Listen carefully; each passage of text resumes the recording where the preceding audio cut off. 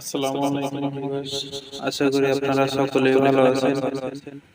আপনাদের মাঝে আবার একটি বিল্ডিং এর কাজ নিয়ে আসলাম। আমি এই কাজটি শেষ করলাম